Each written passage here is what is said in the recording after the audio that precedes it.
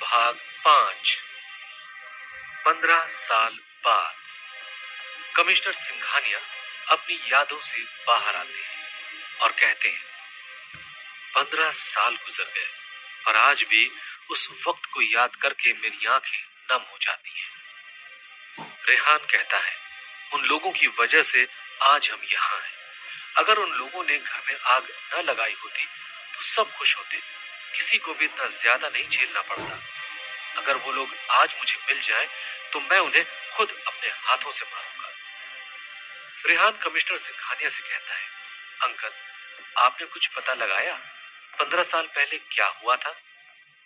इस बात पे कमिश्नर सिंघानिया टीवी ऑन कर देते हैं। उसमें एक न्यूज दिखाई जा रही है। बीएन न्यूज चैनल की एंकर दीपाली राज बोल रही है, कल रात एक सुनसान इलाके में गाड़ी के अंदर ब्लास्ट हो गया। ब्लास्ट इतना भयानक था कि गाड़ी में सवार व्यक्ति का चेहरा पूरी तरह बिगड़ चुका है। हमारे सूत्रों के अनुसार ये गाड़ी आज तक न्यूज के रिपोर्टर आशुतोष राणा के नाम से बुक थी। माना जा रहा है कि ये लाश आशुतोष राणा की है। अभी पोस्टमार्टम रिपोर्ट आनी बाकी है, उसके बाद सारे मामलात स्पष्ट होंगे। हमने उनके परिवार से भी संपर्क साधने की कोशिश की, पर कुछ कारणों की वजह से उनके परिवार से संपर्क नहीं हो पाया। पुलिस का कहना है आशुतोष राणा गाड़ी को काफी स्पीड से चला रहे थे। गाड़ी में कुछ तकनीकी खराबी पहले से ही थी, जिसके कारण गाड़ी के इंजन में आग लग गई और ब्लास्ट हो गया। लोगों का कहना है कि उनका परिवार भी उनके साथ था, पर गाड़ी में केवल एक की लाश मिली है, इसीलिए इस बारे में कुछ कह नहीं सकते। कमिश्नर सिंघानिया टीवी ऑफ कर देते हैं और रेहान की तरफ मुड़कर कहते हैं, जहां तक मुझे पता है आशुतोष राणा कोई आम रिपोर्टर नहीं है। आज तक न्यूज के बेस्ट रिपोर्टर में से एक है। मैंने पता लगवाया है, आशुतोष राणा ने किसी बोस के बारे में खबर छापी थी। वो खबर जनता तक पहुंच पाती उससे पहले उसे हटवा दिया गया। वो क्या खबर थी ये तो नहीं पता। उसमें जरूर कुछ ऐसा था जिसके कारण शायद मैं पक्का तो नहीं कह सकता, पर शायद हो सकता है कि इसमें उस बोस का कुछ हाथ हो।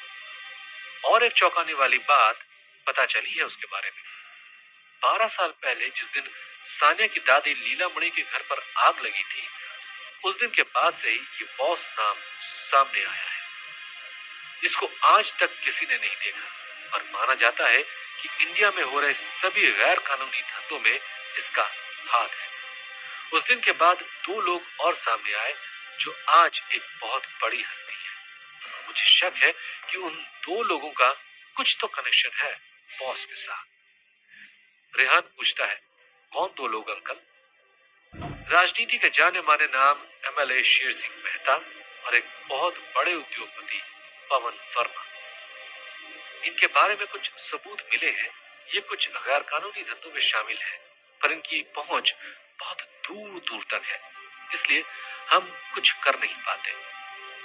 रेहान कुछ सोच कर कहता है, मतलब अंकल, हमें अगर बॉस तक पहुंचना है तो पहले उनके साथियों यानी एमएलए मेहता और पवन वर्मा तक पहुंचना पड़ेगा।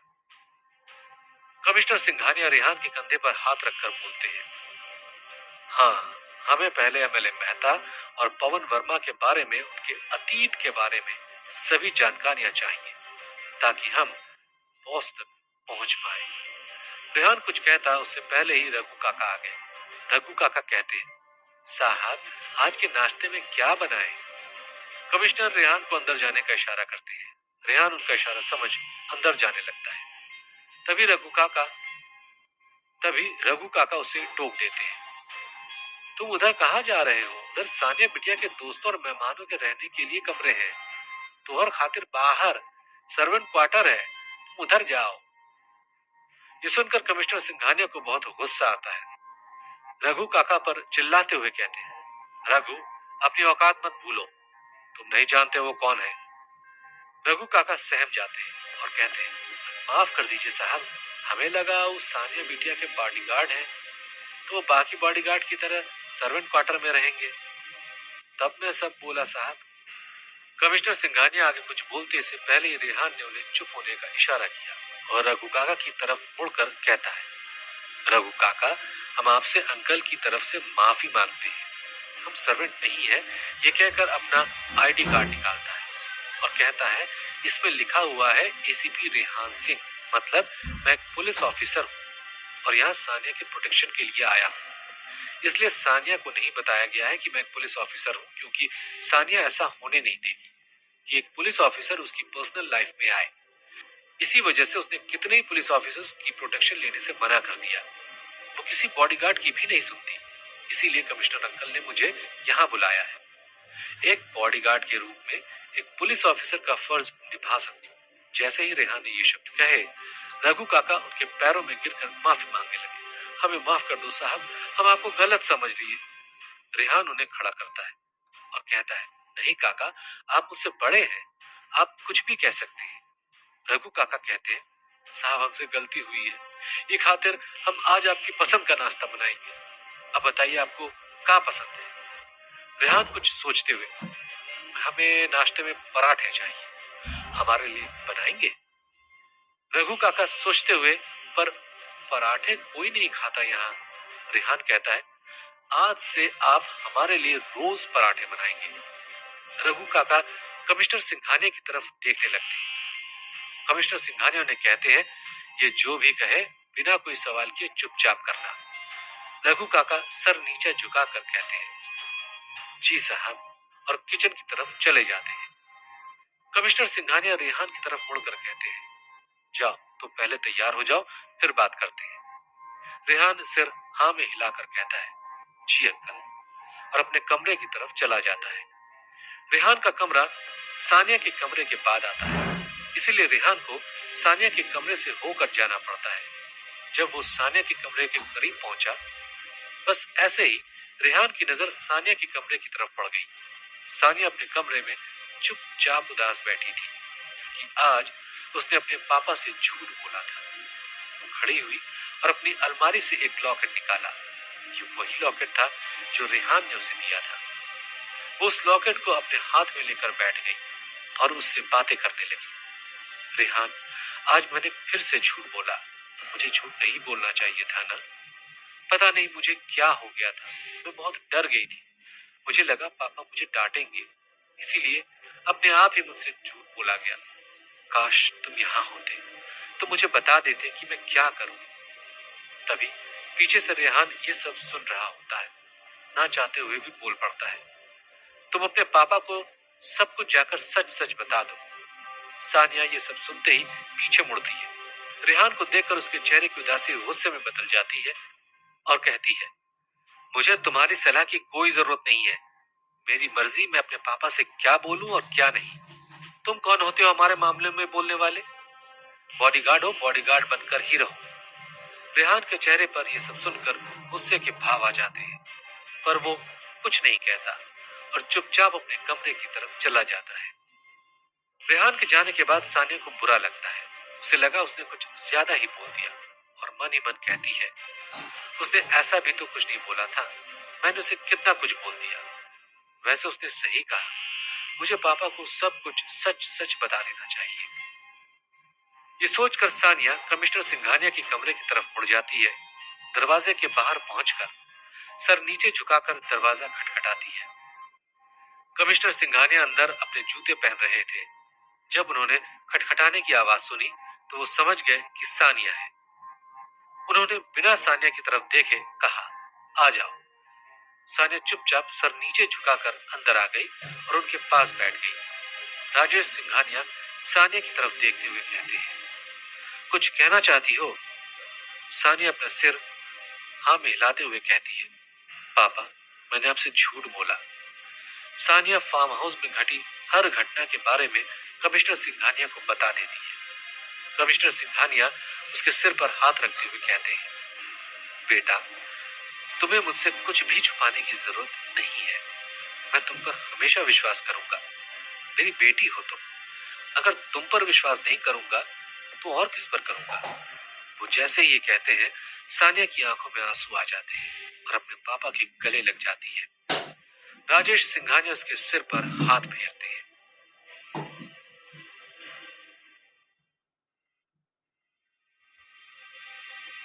भाग 6। सिंघानिया मैंशन, मुंबई। रेहान अपने कमरे में बैठा अपने जूते पहन रहा था। उसके चेहरे पर गुस्से के भाव थे। वो मन ही मन कह रहा था, समझती क्या है अपने आप को? ऐसा भी क्या कह दिया मैंने जो इतना सुनाया मुझे? सानिया बहुत बदल गई है। वो पहले वाली सानिया नहीं रही। पहले वाली सानिया पहले वाली सानिया कभी किसी से ऐसे बात नहीं करती। तभी रघु काका नाश्ता लेकर आते हैं और कहते हैं, ये लीजिए साहब आपके पराठे। रेहान ने उठकर रघु काका के हाथ से प्लेट ले ली और कहा, आप मुझे साहब मत बुलाइए, आप मुझे रेहान ही बुलाइए। रघु काका सकुचाते हुए कहते, नहीं साहब, आपको कैसे आपके नाम से बुलाएं?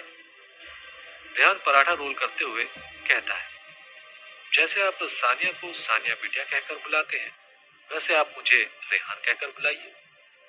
रघु काका कहते हैं, ठीक है रेहान, हम आपको रेहान कहकर ही बुलाएंगे। रेहान पराठा खाते हुए कहता है, रघु काका, आपने पराठे बहुत अच्छे बनाए हैं। धन्यवाद बेटा, हम ऐसा पराठा रोज बनाएंगे आपके लिए। रेहान पराठा खाते हुए प्लेट से दूसरा पराठा भी रोल कर अपने दूसरे हाथ में पकड़ कमरे से बाहर की ओर निकल जाता है। रघु काका उसके पीछे पीछे हॉल में आ जाते हैं। वहां पर सानिया कमिश्नर सिंघानिया के साथ बैठकर नाश्ता कर रही थी। सानिया अपने नाश्ते उबली हुई हरी पत्तेदार सब्जियां रोज खाती थी। कमिश्नर सिंघानिया अपने नाश्ते में उपमा लेते थे। ऑयली फूड उनके नाश्ते में कभी शामिल नहीं हुआ, पर आज कुछ अलग था। हरी पत्तेदार सब्जियां और उपमा अलग रखे हुए थे।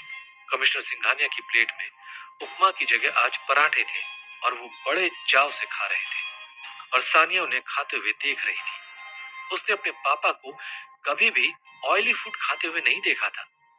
कमिश्नर सिंघानिया पराठा इतने चाव से खा रहे थे जैसे उन्होंने पूरी जिंदगी में पराठे कभी खाए ही ना हो। वो पराठे जल्दी जल्दी खा रहे थे, जैसे कोई आकर उनसे पराठे छीन लेगा।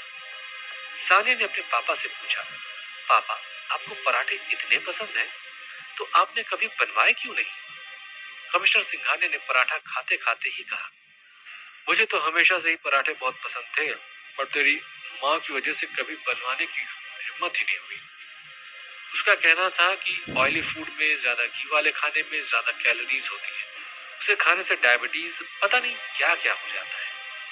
ना उसने कभी घर में ज्यादा घी वाला खाना बनने दिया, ना ही बाहर से खाना मंगवाया। सानिया आगे कुछ बोलती कि उसकी नजर पीछे खड़े रेहान पर गई। उसने रेहान की तरफ देखते हुए कहा, रिजवान। रेहान ने इस नाम पर कोई प्रतिक्रिया नहीं दी। वो अभी भी पराठे खा रहा था। सानिया ने एक बार फिर रेहान को आवाज दी, रिजवान। वो अभी भी चुपचाप अपना पराठा खत्म करने में लगा हुआ था। अब सानिया को गुस्सा आ रहा था। कमिश्नर सिंघानिया ने अपने पराठों से ध्यान हटाकर सानिया की तरफ देखा। सानिया रेहान की तरफ खा जाने वाली नजरों से देख रही थी और रेहान इन सब से दूर अपने पराठे खत्म करने में व्यस्त था। कमिश्नर सिंघानिया जोर जोर से खांसने लगे, जिससे रेहान का ध्यान टूटा और उसने तुरंत पानी का गिलास टेबल से उठाकर कमिश्नर सिंघानिया की तरफ बढ़ा दिया। उसी समय सानिया ने भी पानी से भरा गिलास कमिश्नर सिंघानिया की तरफ बढ़ा दिया था। कमिश्नर सिंघानिया के आगे दो हाथ पानी का गिलास पकड़े हुए थे। कमिश्नर सिंघानिया ने एक पल सानिया और रेहान को देखा और फिर उन दोनों के हाथ में पकड़े हुए गिलास को। रेहान ने जब देखा कि सानिया ने पहले से पानी का गिलास पकड़ा हुआ है, तो उसने अपना हाथ पीछे कर लिया और कमिश्नर सिंघानिया ने सानिया का पकड़ा हुआ गिलास लेकर पानी पी लिया। रेहान चुपचाप जाकर अपनी जगह पर वापस खड़ा हो गया। सानिया ने रेहान से कहा, रिजवान, तुम खड़े क्यों हो? बैठ जाओ। ये हाथ में लेकर कौन खाता है? यहाँ पर आराम से बैठकर खाना खा लो। सानिया के मुंह से इतने मीठे मीठे शब्द सुनकर रेहान को तो जैसे झटका लगा हो, क्योंकि जब से वो सानिया से मिला है, उसने सानिया को गुस्सा करते हुए देखा है। अचानक से सानिया का रेहान से इतना अच्छे से बात करना रेहान को अजीब लगा। रेहान सानिया की तरफ देखकर कहता है, मैम नहीं, मैं यहीं पर ठीक हूं, आप खाइए, मुझे ऐसे खाना पसंद है। सानिया को रेहान से माफी मांगनी थी, पर वो बोले कैसे, उसे समझ नहीं आ रहा था। सानिया ने अपने पापा की तरफ देखकर कहा, पापा, मुझे शॉपिंग करने जाना है, मैं जाऊं? कमिश्नर सिंघानिया ने कड़क आवाज में कहा, अभी अभी तो आई हो, अभी कहीं नहीं जाना है, घर पर आराम करो। सानिया अपना मासूम सा चेहरा बनाकर कहती है, प्लीज पापा, जाने दो, पक्का मैं जल्दी आ जाऊंगा। और वैसे भी आपका ये बॉडीगार्ड भी तो मेरे साथ जा रहा है ना, प्लीज पापा, प्लीज प्लीज। कमिश्नर सिंघानिया पिघल जाते हैं और कहते हैं, ठीक है चली जाओ। और रेहान की तरफ इशारा करते हुए कहते हैं, तुम जहां भी जाओगी इसको साथ लेकर जाओगी। सानिया अपने मन मुताबिक मुराद पूरी होने से बहुत खुश होती है और कहती है, पक्का पापा, मैं अकेले कहीं नहीं जाऊंगी, मैं अपने बॉडीगार्ड को अपने साथ रखूंगी। ओके पापा, अब मैं जाऊं? कमिश्नर सिंघानिया उसके सिर पर हाथ फेरते हुए कहते हैं, ठीक है तुम जाओ। सानिया उठकर अपने रूम की तरफ दौड़ जाती है। रेहान उसके जाने के बाद कमिश्नर सिंघानिया के पास आता है और कहता है, अंकल, आज सानिया को क्या हुआ है? थोड़ा अजीब बर्ताव नहीं कर रही है। थोड़ी देर पहले तक तो मुझे देखते ही मुंह बना रही थी और अब खुद से मुझे अपने साथ ले जाने के लिए बोल रही है। कमिश्नर सिंघानिया कुछ सोचते हुए कहते हैं, पता नहीं, और अपने हाथ खड़े कर देते हैं। दूसरी तरफ दिल्ली में एक ऑफिस के अंदर पवन वर्मा और एमएलए मेहता बैठे थे। वो दोनों आपस में बातें कर रहे थे। एमएलए मेहता कॉफी का कप उठाते हुए कहता है, कमिश्नर राजेश सिंघानिया अपने मामले में कुछ ज्यादा इंटरेस्ट दिखा रहा है। इसका कुछ करना पड़ेगा, नहीं तो ये सब कुछ जान जाएगा। पवन वर्मा कुछ सोचते हुए कहते हैं, अभी तो हम कुछ नहीं कर सकते, बॉस को आने दो, फिर देखते हैं इसका क्या करना है। और अभी तो बॉस और रेहान का भी मिलना बाकी है। एक बार रेहान हमारे साथ आ जाए तब ऐसे 100 कमिश्नर भी हमारा कुछ नहीं बिगाड़ सकते। एमएलए मेहता कॉफी की एक सिप लेकर कहता है, क्या रेहान हमारी सुनेगा? और क्या गारंटी है हमारा साथ देगा? अगर वो मुकर गया और हमारे खिलाफ गया, पता है ना सब कुछ बर्बाद हो जाएगा। पवन वर्मा कहते हैं, अभी तो कोई फैसला लेना सही नहीं होगा, ये फैसला हम बॉस पर ही छोड़ते हैं, देखते हैं वो क्या करते हैं। अभी तो बॉस ने सिर्फ रेहान और उस लड़की सानिया पर नजर रखने के लिए कहा है, अभी उतना ही करते हैं। पहले भी तो बिना सोचे समझे हमने कितना कुछ कर दिया और जिसका फल भी हमें भुगतना पड़ा। अब बिना किसी प्रॉपर प्लानिंग के हम कुछ नहीं करेंगे। एमएलए मेहता उसकी बात पर हामी भरते हैं। तभी कुछ लोग एक आदमी को पकड़कर ऑफिस में लेकर आते हैं। आदमी काफी लहूलुहान था, उसे देखकर साफ पता चल रहा था कि उसे बहुत पीटा गया है। एमएलए मेहता अपना कॉफी कप टेबल पर ही छोड़कर खड़े हो जाते हैं और आगे आते हुए कहते हैं, आपका स्वागत है हमारी इस छोटी सी दुनिया में, इंस्पेक्टर असलम। तुम्हें क्या लगा तुम हमारी इंफॉर्मेशन कमिश्नर सिंघानिया को दोगे और हमें कुछ पता नहीं चलेगा? क्या सोचा तुमने तुम इतनी आसानी से बॉस तक पहुंच जाओगे? तभी पवन वर्मा आगे आता है और असलम के बाल पकड़कर कहता है, बेटा देखो, तुमने बहुत कुछ जान लिया है, अब तो तुम नहीं बचोगे। अच्छे से बता दो कि तुमने कमिश्नर सिंघानिया को क्या क्या बताया है, तुम्हें मौत थोड़ी आसान मिलेगी। इंस्पेक्टर असलम जोर जोर से हंसने लगता है। हंसते हुए कहता है, तुम मेरी जान भी ले लोगे तो भी मैं तुम्हें कुछ नहीं बताऊंगा, कभी भी नहीं। शेर सिंह मेहता को यह सुनकर बहुत गुस्सा आता है। वो अपने आदमियों से कहता है, जाओ इसे ले जाकर इतना मारो कि इसकी एक एक बूंद खून इसके शरीर से निकल जाए। उसके बाद इसके घावों पर इतना नमक लगाना, इतना नमक लगाना कि इसकी चीख बाकी वर्कर्स को भी सुनाई दे, ताकि कोई भी हमसे पंगा लेने के बारे में सोचे भी ना। ले जाओ इसे। वो गुंडे इंस्पेक्टर असलम को ले जाते हैं। इंस्पेक्टर असलम जाते जाते भी हंस रहा था। उसके चेहरे पर कोई खौफ या दर्द की शिकन नहीं थी। चारों तरफ असलम की चीखें गूंज रही थी, जो माहौल को और भयावह बना रही थी।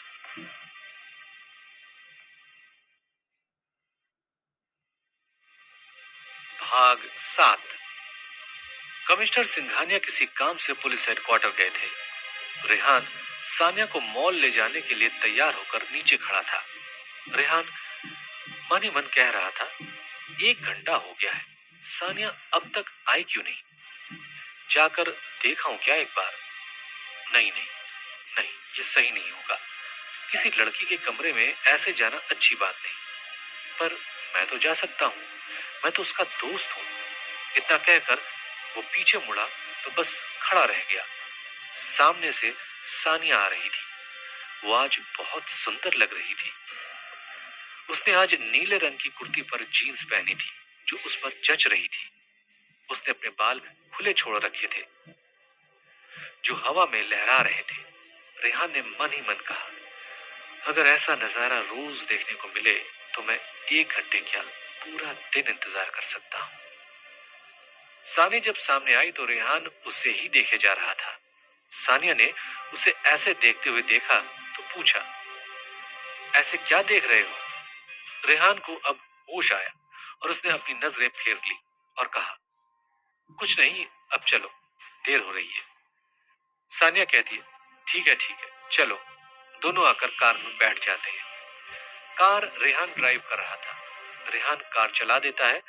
सानिया रेहान से अपने किए बुरे बर्ताव के लिए माफी मांगना चाहती थी, पर वो शुरुआत कैसे करे उसे ये बात समझ नहीं आ रही थी। सकुचाती हुई उसने पूछा, रिजवान, एक बात पूछूं?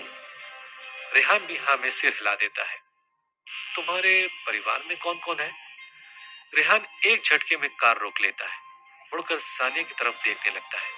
सानिया उसे अपनी तरफ ऐसे देखते हुए देखकर थोड़ा सहम जाती है और अपना चेहरा दूसरी ओर मोड़ लेती है और अपनी आंखें बंद करते हुए कहती है, सॉरी। रेहान कुछ समझ नहीं पाता और अपने आप ही उसके मुंह से निकल जाता है, क्या? सानिया अपना मासूम सा चेहरा बनाकर रेहान की तरफ देखती है और कहती है, क्या सॉरी बोल रहे थे? कल रात हमने कुछ ज्यादा ही कह दिया था ना आपको। हमें ऐसा नहीं करना चाहिए था। रेहान को अब समझ आ जाता है और आगे देखते हुए कार आगे बढ़ा देता है। सानिया कोई जवाब ना पाकर रेहान से बोलती है, इतना भी क्या भाव खा रहे हो? अब सॉरी बोल दिया ना, भूल जाओ अब सब कुछ। मेरा मूड अच्छा नहीं था, इसीलिए बदतमीजी से बात की, वरना मैं ऐसे किसी से बात नहीं करती। कुछ बोलो भी, चुप ही रहोगे क्या? रेहान सानिया की तरफ ना देखते हुए बोलता है, कोई बात नहीं, तुमने माफी मांगी, यही बहुत था। मैं तो उस बात को कब का भूल गया। ये सुनकर सानिया ने चैन की सांस ली और आंखें बंद कर ली। तभी रेहान प्ले स्टेशन से गाना चला देता है। गाना सुनकर सानिया को सुकून का एहसास होता है। उस गाने के बोल उसे रेहान की याद दिला रहे थे। गाना सुनते सुनते कब सानिया को नींद आ जाती है उसे पता ही नहीं चलता। दूसरी तरफ कमिश्नर सिंघानिया पुलिस हेडक्वार्टर में एक मीटिंग कर रहे थे।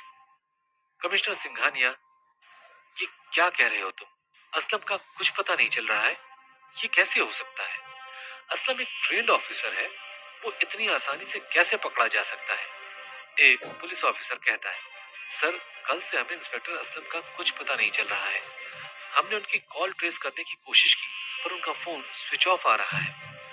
हमें उसके बारे में कुछ भी पता नहीं चल रहा है।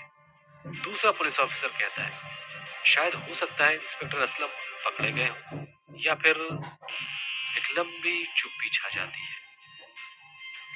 कमिश्नर सिंघानिया दूसरे पुलिस ऑफिसर की तरफ देखकर कहते हैं, इंस्पेक्टर महेश, अगर ऐसा हो गया तो तुम्हारे काफी सारे राज जो इंस्पेक्टर असलम को पता है वो दुश्मनों को मालूम हो सकते हैं।